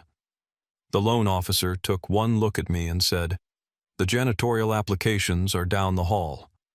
He didn't even consider that I might be a businessman seeking financing. That experience and countless others like it shaped our vision for Horizon Airways." Sophia listened intently, seeing the founders of her company not just as distant corporate figures, but as people who had faced the same kind of prejudice she had sometimes encountered in her own life. "What happened on Flight 101 suggests that somewhere along the way that vision became clouded," Walter continued. "The practices that you've described, judging passengers based on appearance, providing different levels of service based on those judgments, directly contradict the principles upon which we built this airline." He returned to his seat, his expression now resolute rather than reflective. "Sophia, I'd like you to consider a new role, one that would involve helping us understand the gap between our stated values and our operational reality, particularly in premium service." Sophia's breath caught. "A new role? I'm not sure I understand." "Neither do I fully," Walter admitted with a small smile. "We're still formulating our response to today's events. But I know that any meaningful change will require insight from people at all levels of the organization, especially those who interact directly with passengers. Your perspective would be invaluable." Before Sophia could respond, Walter continued, "You don't need to answer now. Return to New York, complete your normal rotation. Someone from Thomas Wilson's office will contact you within the week with a more concrete proposal." As Sophia left the lounge, Walter returned to his seat beside Josephine. "What do you think?" he asked. "I think she has exactly the kind of moral clarity we need," Josephine replied. "Whether she has the confidence to act on it consistently remains to be seen. But today was revealing. Her character bent initially under pressure, but it didn't break." Walter nodded in agreement. "The coming weeks will be challenging. Examining entrenched attitudes, confronting uncomfortable truths, rebuilding what has been allowed to erode. None of it will be easy." "No," Josephine said, taking his hand. but nothing worthwhile ever is. When Sofia Hernandez returned to New York after the tumultuous events of Flight 101, she found herself in a strange limbo, still technically in her previous role but already set apart by her experience. Her fellow flight attendants regarded her with a mixture of curiosity, awe, and in some cases, thinly veiled resentment. "Is it true the Blackwoods were testing the crew on purpose?" asked Daniela as they prepared for a pre-flight briefing on what would be Sofia's final rotation before her reassignment. "No, they were just traveling like any other passengers," Sofia replied, uncomfortable with the speculation swirling around the incident. "But they must have known what would happen," pressed James, another flight attendant. "I mean, dressing down like that in first class. They had to be looking for trouble." Sofia frowned at this characterization, which subtly shifted blame from Amanda and Miguel to the Blackwoods themselves. "I don't think they were looking for trouble. I think they were just being themselves. From what I could tell, that's just how they dress." This simple statement, that billionaire airline founders might genuinely prefer comfort over ostentation, seemed to perplex her colleagues more than any other aspect of the story. It contradicted everything they had absorbed about how wealth and power were supposed to manifest themselves. During her final flights, Sofia found herself hyper-aware of her own interactions with passengers. She noticed the subtle ways service differed between cabins, the unconscious assumptions that shaped how crew members responded to different passengers, the unwritten codes that determined who received warmth versus mere technical courtesy. What had once seemed normal now appeared as a complex system of judgment that had little to do with providing excellent service. The call from Thomas Wilson's office came 3 days after her return to New York. The voice on the phone was courteous but direct. "Ms. Hernandez, Mr. Wilson would like to meet with you at headquarters in Atlanta this Friday regarding a special project. Can you be available?" Sofia's heart raced as she agreed to the meeting. Special project. The phrase was vague but laden with significance. Whatever was coming, it represented a dramatic departure from her expected career trajectory.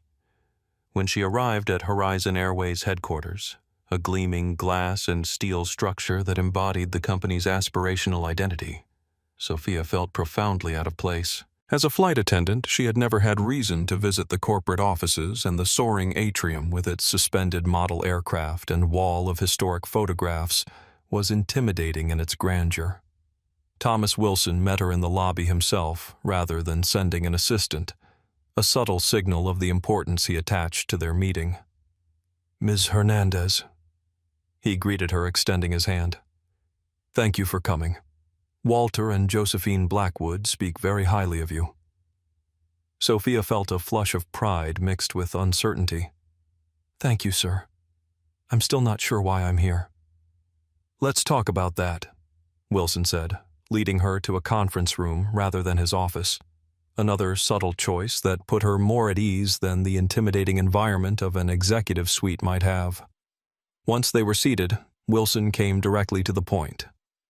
"The incident aboard Flight 101 has initiated a comprehensive review of our service culture, particularly in our premium cabins.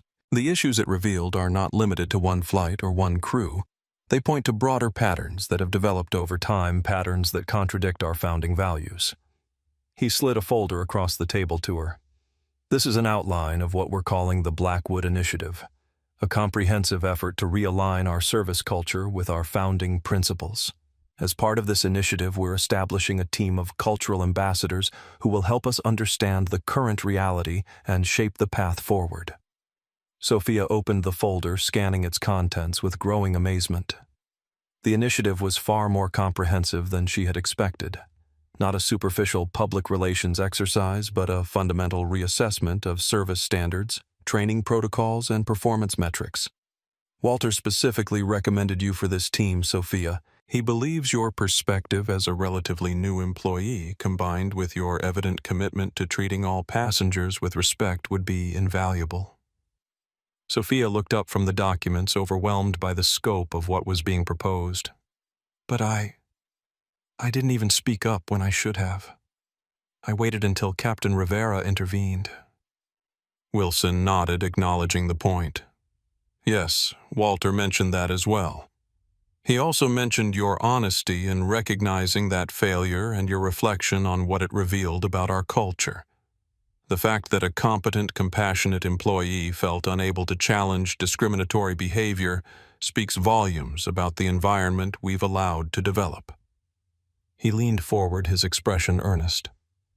We don't need perfect people for this initiative, Sophia. We need honest ones. People who understand their own limitations while striving to overcome them. The position he offered was a temporary reassignment, 6 months initially working directly with the training department and senior leadership to assess current practices and develop new approaches. It was an extraordinary opportunity, but it also represented a significant challenge. Sophia would be thrust into high-level discussions with executives and expected to provide candid feedback about entrenched practices. This won't be easy, Wilson cautioned.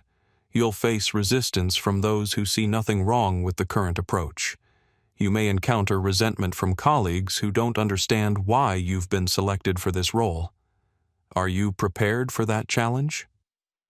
Sophia thought about her parents who had left everything familiar behind to create better opportunities for their children. She thought about the passengers she had seen treated differently based on their appearance or accent. She thought about the Blackwoods standing with quiet dignity in the galley while being denied the seats they had rightfully purchased. Yes, she said finally. I'm willing, not because it will be easy, but because it matters. The challenges began almost immediately. When news of her appointment to the initiative team spread throughout the company, reactions were mixed. Some colleagues congratulated her sincerely. Others implied that she had somehow benefited from being in the right place at the right time, as if witnessing discrimination against the company's founders had been a stroke of good fortune rather than a moral crisis. More difficult were the sessions with veteran crew members who saw nothing wrong with the practices being examined. During one particularly tense focus group, a senior flight attendant with 25 years of experience grew visibly frustrated. This whole initiative is an overreaction to one unfortunate incident, she insisted. Premium service has always involved recognizing and catering to the specific needs of different types of passengers. That's not discrimination. It's personalization. Sophia had prepared for such objections, but still found them challenging to address without seeming judgmental or naive. There's a difference between personalizing service based on expressed preferences and making assumptions about who deserves attention based on appearance. She responded carefully. One honors the individual, the other imposes our judgments on them. The room fell silent as her words registered. It was a distinction that many had never considered, framing the issue not as a matter of policy, but of basic respect. These moments, when reframing led to recognition, gave Sophia confidence that the initiative could create meaningful change. But there were also setbacks, resistance from middle management concerned about metrics and efficiency, skepticism from crew members who feared being monitored for political correctness, pushback from some premium passengers who had benefited from the unwritten hierarchy of service. 3 months into her new role, Sophia faced her most significant challenge when she was asked to present preliminary findings to the executive leadership team, including CEO Jane Mitchell. Standing before this group of senior leaders, Sophia felt her confidence waver. The stakes suddenly seemed enormous. Her observations and recommendations could shape policy affecting thousands of employees and millions of passengers. As she arranged her notes at the podium, Sophia spotted Walter Blackwood at the conference table. He gave her a small, encouraging nod, a gesture of confidence that steadied her nerves. "Good afternoon," she began, her voice stronger than she had expected. "For the past 3 months, our team has been examining service patterns across Horizon Airways with particular focus on how appearance and perceived status influence service delivery. What we've found is a significant gap between our stated values and our operational reality." She proceeded to outline with remarkable clarity The patterns they had documented, the subtle cues that communicated who was deemed worthy of extra attention, the informal rewards for prioritizing certain passengers, the implicit penalties for treating all passengers with equal warmth and respect. The most troubling aspect, she continued, is that these practices aren't written in any manual or taught in any training session. They're transmitted through example, through praise and criticism, through stories shared in crew lounges. This makes them particularly difficult to address through traditional policy changes or training modules. As she moved to her recommendations, which included revised performance metrics, peer observation protocols, and restructured training programs, Sophia noted the executives' reactions. Some nodded in agreement, others looked uncomfortable or defensive. But all were paying close attention, a testament to the importance the company was now placing on this initiative.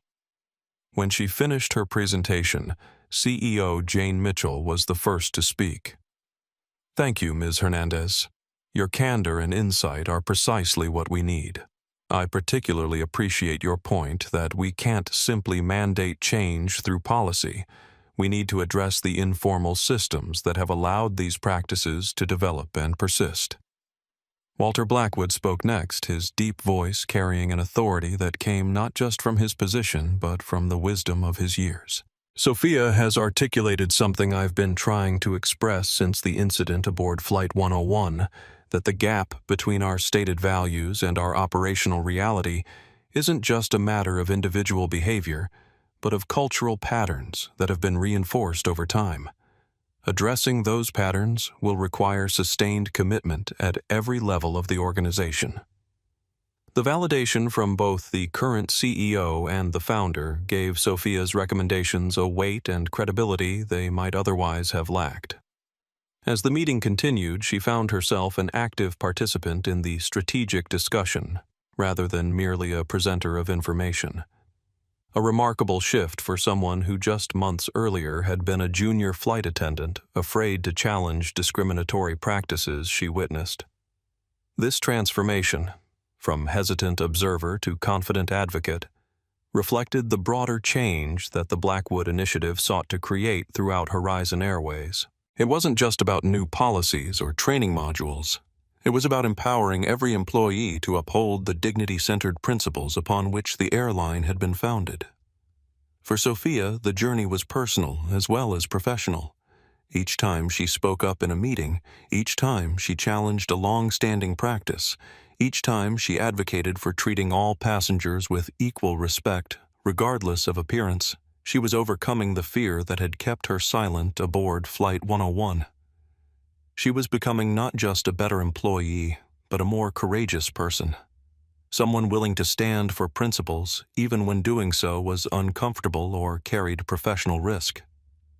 As the Blackwood Initiative moved from assessment to implementation, Sophia's role evolved accordingly. She became a key trainer in the new approach, helping crew members understand not just the what, but the why of the changes being introduced. Her combination of frontline experience and moral clarity made her particularly effective in translating abstract principles into practical behaviors. 6 months into the initiative, Walter invited Sophia to join him for lunch in the executive dining room, a space she would never have imagined accessing before Flight 101. As they discussed the progress of the initiative, he asked a question that caught her off guard. "Sophia," he said, setting down his water glass, "how would you assess your own journey these past months?" She considered the question carefully. "It's been challenging," she admitted. "There have been times when I've doubted whether I was the right person for this role, whether I had the experience or authority to influence such significant changes." Walter nodded, encouraging her to continue. "But I've also found that speaking truth, even uncomfortable truth, gets easier with practice. And I've discovered that my perspective as someone who recently experienced the contradiction between our stated values and our actual practices has been valuable in helping others recognize that gap." Walter smiled, pleased with her assessment. That growth, from fear to courage, from silence to advocacy, is exactly what we're trying to cultivate throughout the company. You've not only contributed to the initiative, you've embodied its core purpose. As Sophia returned to her office after lunch, she reflected on how dramatically her professional life had changed in the 6 months since Flight 101.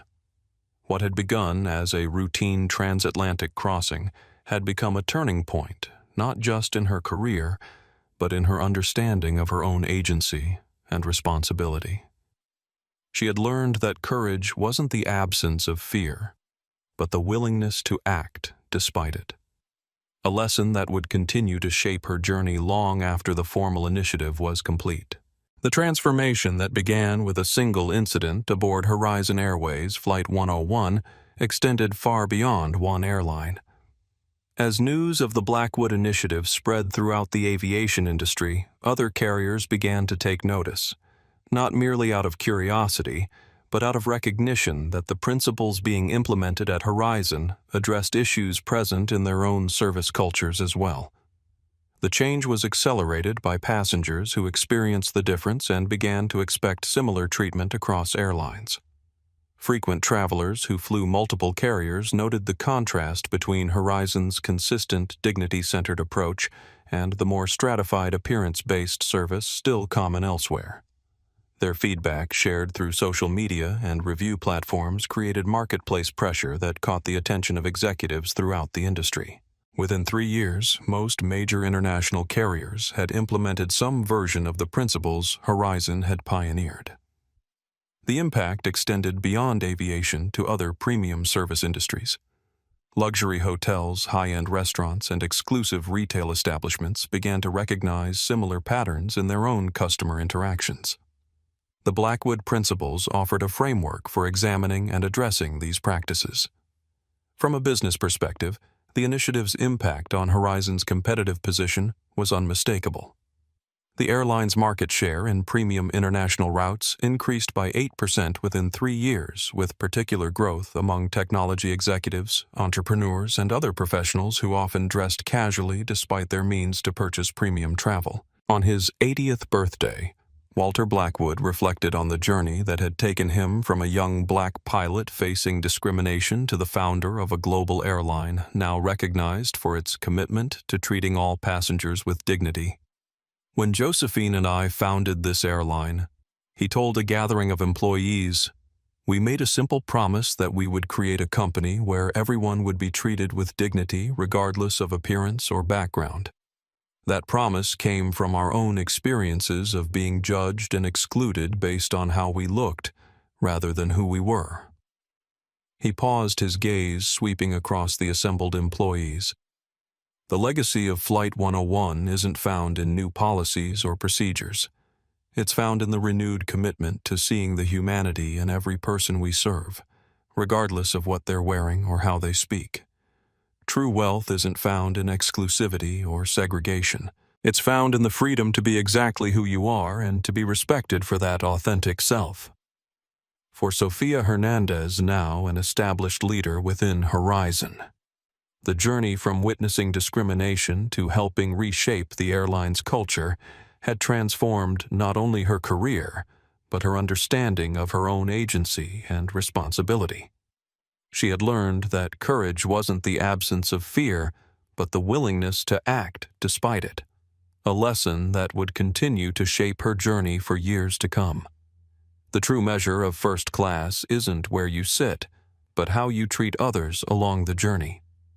If you enjoyed this story about dignity, respect, and challenging unfair assumptions, please like, subscribe, and share this video with others who might appreciate its message. Your support helps us create more content that inspires positive change in our world. Remember, as Walter Blackwood reminds us, the true measure of character isn't in how we treat those we perceive as important, but in how we treat everyone we encounter on life's journey.